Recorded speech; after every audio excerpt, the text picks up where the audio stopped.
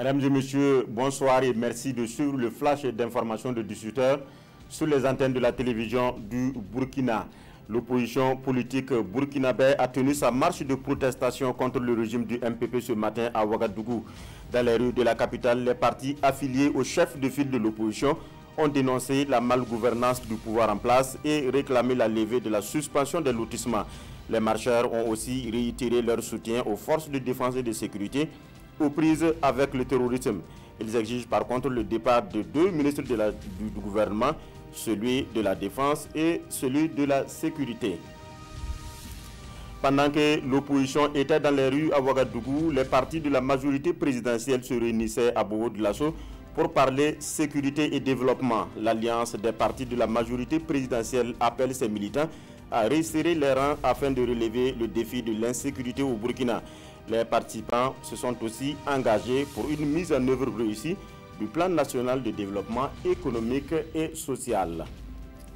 Bilan du Hajj 2018, le Burkina déclaré meilleur organisateur du pèlerinage.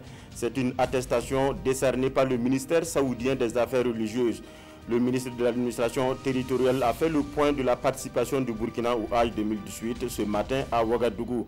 Un bilan jugé satisfaisant par Simeon Sawadogo, même si on a enregistré 8 décès parmi les 8000 pèlerins burkinabés.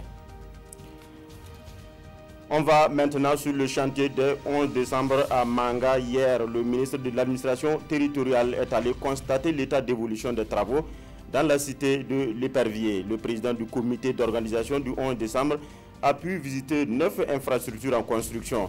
Après la visite, Simeon Sawadogo se félicite de l'évolution des chantiers à 2 mois de la fête nationale.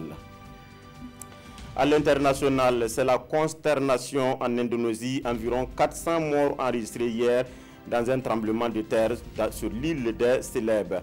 Le séisme de magnitude 7,5, donc suivi d'un tsunami, a notamment touché la ville de Palu. Le tremblement de terre a déclenché la panique générale chez les populations qui ont envahi les rues pour se réfugier plus en hauteur.